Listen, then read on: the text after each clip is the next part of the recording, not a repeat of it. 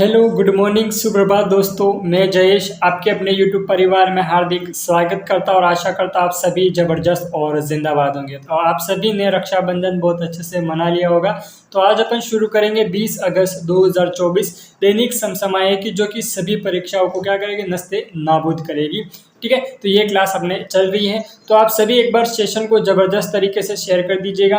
ठीक है, Telegram group, WhatsApp group या फिर जहाँ पर भी आप लोग जुड़े हुए क्लास को शेयर जरूर कीजिएगा। तो ठीक है दोस्तों, अपन शुरू करते हैं आज की क्लास। और आज की क्लास का अपना क्वेश्चन नंबर फर्स्ट है। क्वेश्चन नंबर फर्स्ट कह रहा है कि हाल ही में किस देश में स्थित शिवलुच ज्वालामुखी में विस्फोट हुआ है।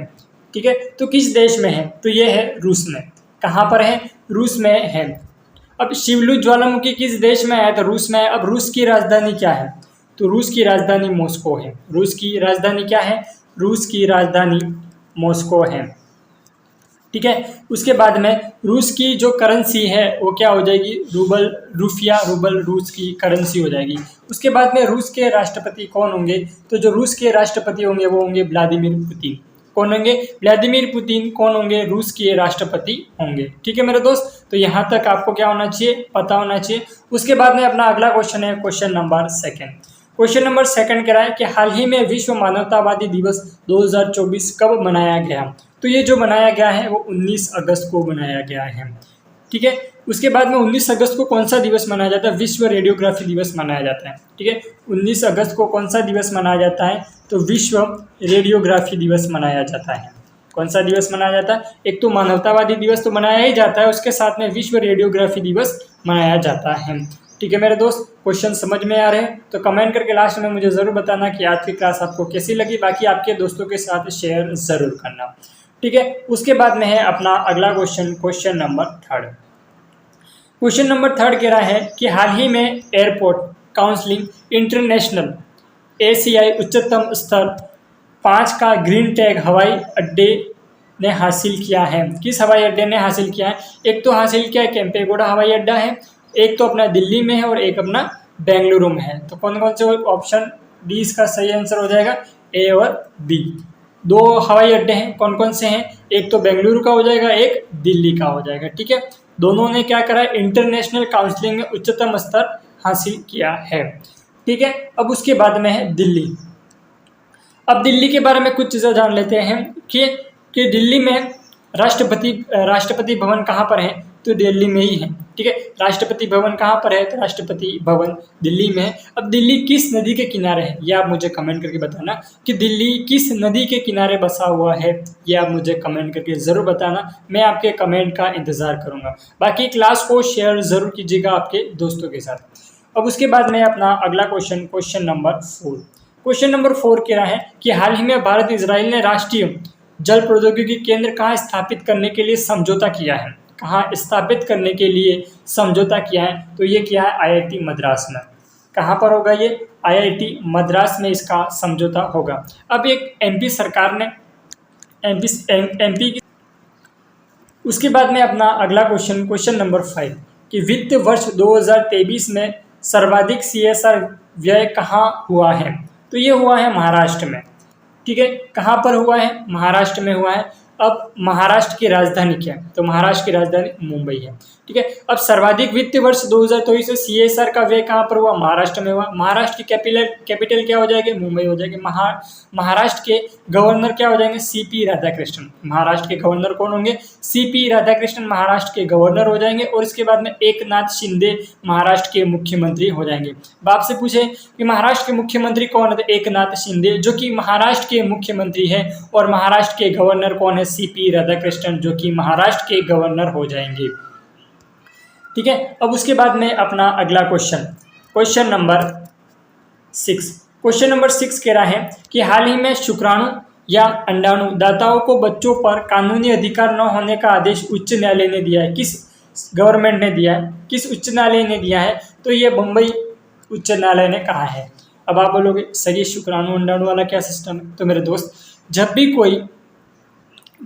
कोई पर्सन शुक्राणु या अंडाणु दान करता है, जब भी कोई पर्सन शुक्राणु या अंडाणु दान करता है, तब वो दान करने के बाद में उसका बायोलॉजी कोई भी रिलेशन नहीं रहेगा। ठीक है। दान करने के बाद में उसका बायोलॉजिकल कोई भी रिलेशन नहीं रहेगा। ये किसने बोला है? मुंबई के उच्च न्यायालय ने बोला है कि इस बच्चे के साथ में इसका बायोलॉजिकल कोई भी रिलेशन नहीं रहेगा। अब मैंने आपको बताया था जो एमपी की गवर्नमेंट है, एमपी की गवर्नमेंट में उच्च न्यायालय में कहा गया है कि जो अपने लहसुन होता है, गार्लिक, जो अपना लहसुन होता है वो एक सब्जी है जबकि मसाला नहीं है, ठीक है। ये प्रश्न भी आपसे पूछा जा सकता है। अब उसके बाद में अपना अगला क्वेश्चन नंबर 7 के हाल ही में वर्ष 2025 तक भारत की पहली इलेक्ट्रिक माइक्रो रोबिन लॉन्च करने की घोषणा करने वाले विंग ईवी का संबंध किससे है? ठीक है, माइक्रो इलेक्ट्रिक, इस कार का क्या नाम है? माइक्रो इलेक्ट्रिक कार है। क्या नाम है उस कार का? रोबिन। कार का क्या नाम है? कार का नाम है रोबिन, ठीक है। किससे संबंधित है? Wings EV. मतलब किस राज्य से इसका संबंध है? इंदौर से। किस राज्य से संबंध है? इसका संबंध है इंदौर राज्य से इसका संबंध है। तो दुनिया की पहली माइक्रो कार कौन सी है? रोबिन।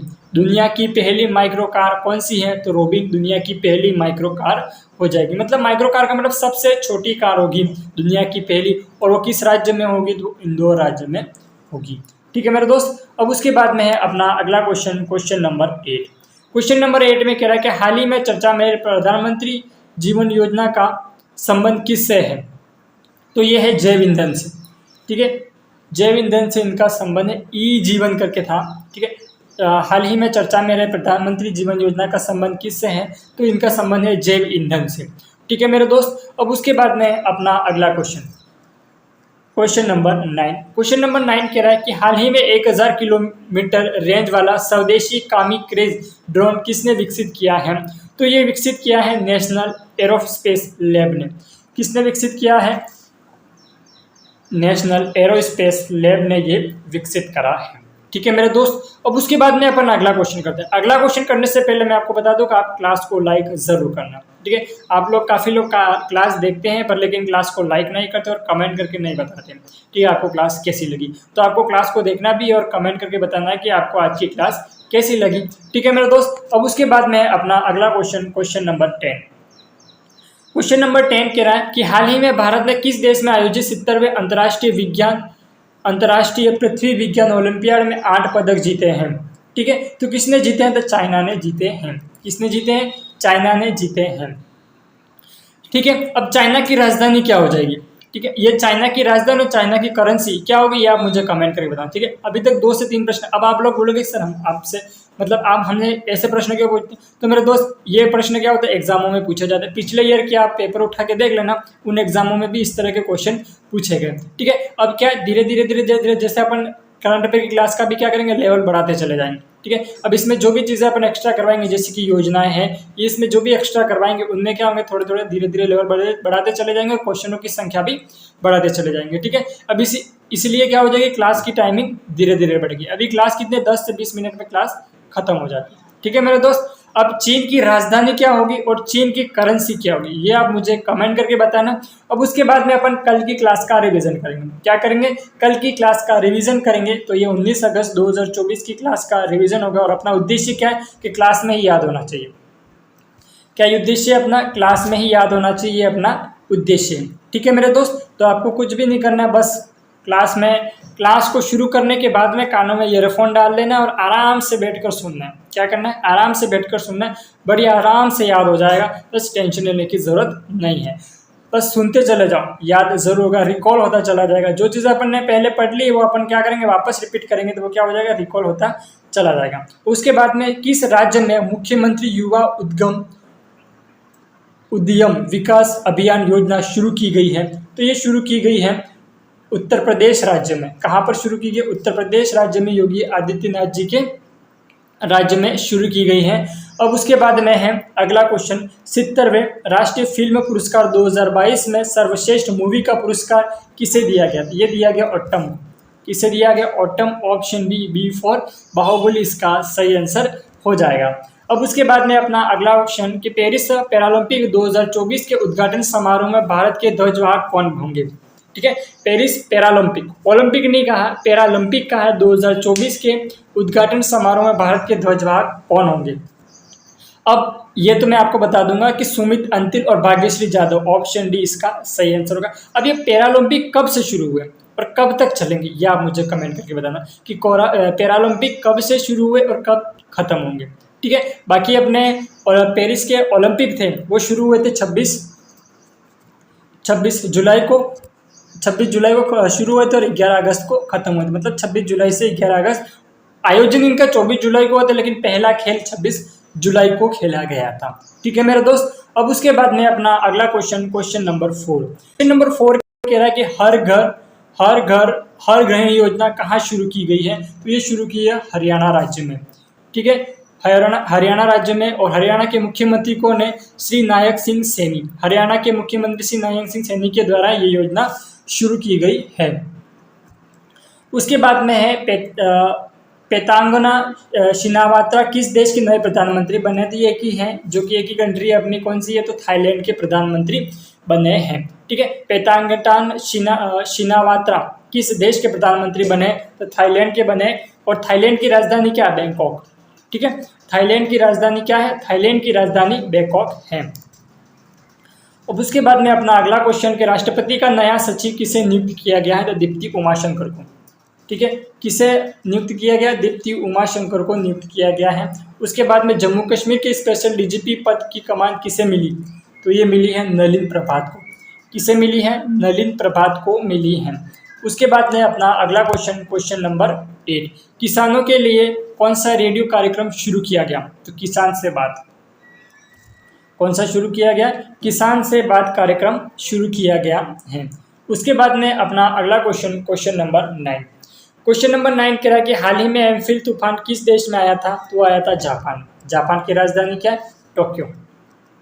और जापान की करेंसी क्या है? येन। ठीक है मेरे दोस्त, अब उसके बाद में अपना लास्ट एंड फाइनल क्वेश्चन, किस देश के वैज्ञानिकों ने प्लास्टिक खाने वाले कवक की पहचान की है? तो की है जर्मनी ने। किसने करी है? जर्मनी ने। ऑप्शन 20 का सही आंसर हो जाएगा। ठीक है, बाकी अपने यहाँ तक क्वेश्चन समाप्त हुए। ठीक है, और आज की क्लास आपको कैसी लगी मुझे कमेंट करके ज़रूर बताना। ठीक है मेरे दोस्त, आज की क्लास आपको कैसी लगी मुझे कमेंट करके बताना।